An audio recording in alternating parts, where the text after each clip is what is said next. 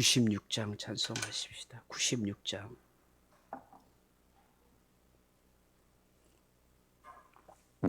찬송가 96장입니다. 예수님은 누구신가? 우는 자의 위로와 없는 자의 풍성이며 천한 자의 높음과 잡힌 자의 노임되고 우리 기쁨 대신에 예수님은 누구신가? 약한 자의 강함과 눈먼 자의 빛이시며 병든 자의 고침과 죽은 자의 부활되고 우리 생명 대신에 예수님은 누구신가? 추한 자의 정함과 죽을 자의 생명이며 죄인들의 중보와 멸망자의 구원되고 우리 평화 대신에 예수님은 누구신가? 온 교회의 머리와 온 세상의 구주시며 모든 왕의 왕이요 심판하실 주님 되고 우리 영광 대신에 아멘. 하나님 말씀은 히브리서 5장 7절의 말씀을 같이 보겠습니다. 히브리서 5장 7절 말씀 한 절 같이 읽겠습니다. 그는 육체에 계실 때에 자기를 죽음에서 능히 구원하실 이에게 심한 통곡과 눈물로 간구와 소원을 올렸고 그의 경건하심으로 말미암아 들으심을 얻었느니라. 아멘. 사랑하는 성도 여러분, 오늘 이 본문의 말씀을 읽으면서 어떤 생각이 드십니까? 짠한 마음이 들지 않습니까? 하나님이시고 또 메시아로 그리스도시지만 철저하게 인간으로 오신 예수님의 모습을 발견하게 됩니다. 인성을 가지신 예수님도 여러 가지 고뇌와 번민과 슬픔을 가지고 계셨다 하는 것입니다. 숱한 매질과 채찍질을 당해야 했습니다. 온갖 모욕과 수치와 침뱉음을 받아야 합니다.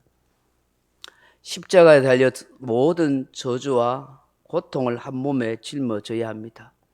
그 십자가에 못 박힌 손과 발의 고통은 너무너무 괴로운 일이었습니다.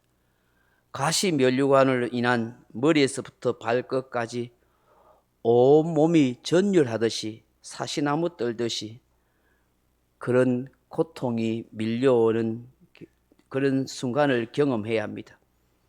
그리고 뜨거운 태양볕에서 서서히 피를 흘리고 말라 죽어가야 합니다. 심장이 터질 듯한 고통을 겪어야 합니다. 그리고 마지막으로 하나님으로부터 버림받아야 합니다. 그런 까닭에 이것을 알았던 예수님께서는 겟세마네 동산에서 하염없이 슬픔과 고통 가운데 기도하였습니다. 아버지여, 할 수만 있으면 이 잔을 내게서 옮기시옵소서 라고 말입니다. 마지막 죽음의 순간에 십자가에서 이렇게 예수님이 외치셨죠. 엘리 엘리 라마 사박다니, 나의 하나님 어찌하여 나를 버리시나이까. 예수님이 당한 그 육신의 고통과 저주를 온몸에 짊어져야 할 그 괴로움의 순간을 주님은 울부짖음으로 대신하셨습니다. 그 울부짖음은 저와 여러분이 울부짖어야 할 참상이요 아픔이었던 것입니다. 그 주님이 대신 울부짖어 주셨습니다. 우리가 겪어야 할 모든 저주와 고통을 주님이 다 담당하시고 대신 짊어지신 것입니다. 그래서 이사야 선지자는 이사야 53장 5절에 그가 찔림은 우리의 허물 때문이요 그가 상함은 우리의 죄악 때문이라. 그가 징계를 받음으로 우리가 평화를 누리고 그가 채찍에 맞음으로 우리가 나음을 받았도다라고 말씀하십니다. 예수님이 왜 이런 고초와 고난을 겪어야 합니까? 이사야 53장 6절에 보니까 우리는 다 양 같아서 그릇 행하여 각기 제 길로 갔거늘 여호와께서 우리의 모든 죄악을 그에게 담당시키셨도다라고 말씀합니다. 우리는 무지몽매한 양처럼 미련하고 어리석고 무능한 존재요 무기력한 존재로 그렇게 인생을 살아갔다는 거예요. 하나님이 원하는 진리의 길, 생명의 길로 가지 아니하고 엉뚱한 길로, 죽음의 길로, 저주의 길로, 불순종의 길로, 죄악의 길로 갔다는 거예요. 그런 인생을 살리려고, 그런 인생을 옳은 길로, 진리의 길로 가게 하려고 그 모든 죄악을 하나님께서 예수님께 다 전가시켰다는 사실입니다. 저와 여러분을 살려주고 예수님께 모든 죄를 덮어 씌웠다는 것이죠. 그렇기 때문에 육신을 가진 예수님도 이 모든 인간의 죄악을 짊어진다는 것은 너무 힘들었었습니다. 그래서 어떻게 하셨다고 말씀하십니까? 7절에 보면 그는 육체에 계실 때에 자기를 죽음에서 능히 구원하실 이에게 심한 통곡과 눈물로 간구와 소원을 올렸다. 그렇게 말씀합니다. 여기 이 통곡이라는 말은 원어로 크라우케 하는 말인데 절규하다, 소리를 지르다, 부르짖다 하는 뜻입니다. 근데 그 통곡이 어떻게 했다고요? 심하게 하셨다. 심한 통곡이랄 거예요. 심한. 이스키로스 하는 말인데 격렬하게, 강렬히, 힘차게 하는 뜻이다. 그러면 격렬하게 절규했다는 거예요. 소리 질렀다는 거예요. 한마디로 몸부림치면서 고함을 지르면서 절규했다는 거예요. 예수님이 어떻게 이렇게 할 수 있는가? 좀 고상하게 죽으시지. 여러분 그렇게 말할 수 있겠습니까? 아니 메시아하고 그리스도신데 좀 죽음을 초월해서 좀 조연하게 죽음을 맞이할 수 없나? 그렇게 생각할 수 있을까요? 그렇지 않습니다. 예수님도 인성을 가지신 분이고 또한 그 심한 통곡을 우리로 하여금 듣고 느낄 수 있게 하기 위해서 이 사실을 기록하고 있는 것입니다. 예수님이 얼마나 힘드셨을까? 저 심한 통곡, 저 절규하는 외침은 바로 내가 해야 할 일이었다. 내가 내 죄 때문에 내 악한 것 때문에 하나님 앞에 살려달라고 절규하고 외쳐야 할 그 소리를 예수님이 대신 하셨다 하는 것이죠. 주님은 또 뭐예요? 눈물을 흘리셨다는 거예요. 눈물로. 예수님은 눈물을 흘릴 필요가 없는 분인데 눈물 흘리신 거예요. 지극히 인간의 마음을 읽고 계신 예수님이시다는 거예요. 같이 아파하시는 예수님이라는 거예요. 예수님은 나사로의 무덤 앞에서 우시더라 그렇게 말씀하십니다. 예수님이 오늘 이렇게 우시고 이렇게 눈물 흘리신 것은 바로 나를 향한 눈물이요 내가 흘려야 할 통곡이요 눈물이라는 사실인 것입니다. 내가 참회의 눈물, 회개의 눈물, 구원의 눈물, 은혜의 눈물을 흘려야 할 것인데 대신 흘려주신다는 거예요. 여러분은 자기의 죄에 대해서 나의 흉악한 모습 때문에 주님 앞에서 부끄러운 모습 때문에 가슴 치고 눈물을 흘리신 적이 있습니까? 나 같은 죄인을 살려주셨다는 그 은혜에 감격해서 고마워서 흘리신 눈물이 있습니까? 그런 눈물을 한 번도 흘린 적이 없다면 예수님의 마음과 예수님의 은혜를 우리가 말할 자격이 부족한 인생인 것입니다. 적어도 가슴을 치면서 이런 흉악한 죄인을 살려주셨습니까? 이런 못난 인생을 사랑하셨습니까?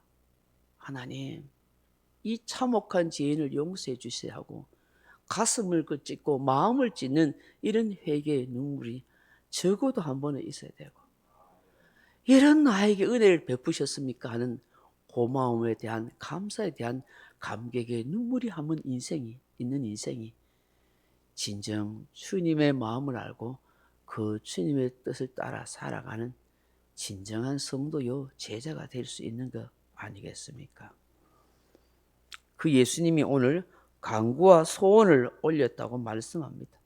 여기 간구라 하는 말은 데시스 하는 말인데 청원, 기도하는 뜻입니다. 소원은 히케테리아 하는 말인데 탄원하다 하는 그런 뜻을 가지고 있습니다. 예수님은 이 십자가를 져야 할 엄청난 부담감, 하나님으로부터 버림받아야 한다는 그 고통 때문에 하나님께 청을 했었습니다. 제발 이 잔 피하고 싶다고 말입니다. 그런데 하나님의 뜻이라면 이 잔을 기꺼이 받겠습니다라고 그렇게 기도했습니다. 이 잔을 받을 수 있도록 해달라고 그렇게 간절히 기도했던 것입니다. 어쩌면 저와 여러분이 하나님 앞에 그렇게 간구하고 소원을 올려야 되는 것 아니겠습니까? 하나님 제발 살려주십시오. 하나님 제발 내가 이 십자가의 저주에서 벗어날 수 있도록 나를 살려주십시오. 그렇게 우리가 간구하고 소원을 올려야, 탄원을 그렇게 올려야 될 인생이 아니었겠냐 하는 것입니다. 이렇게 나를 위해서 탄원하고 간구하고 기도했던 그 예수님은 지금도 부활 승천하셔서 하늘 보좌 위에서 나를 위해서 기도해 주고 계신다는 사실인 것입니다.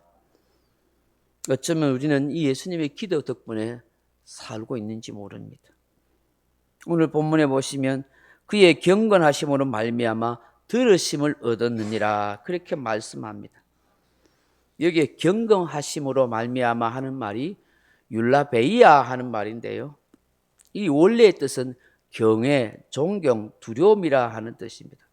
좀 번역이 조금 아쉽습니다. 경건하심이 아니라 하나님을 경외하는 마음, 하나님을 존경하는 마음, 그 마음을 보시고 하나님이 기도를 들어주셨다 하는 것입니다.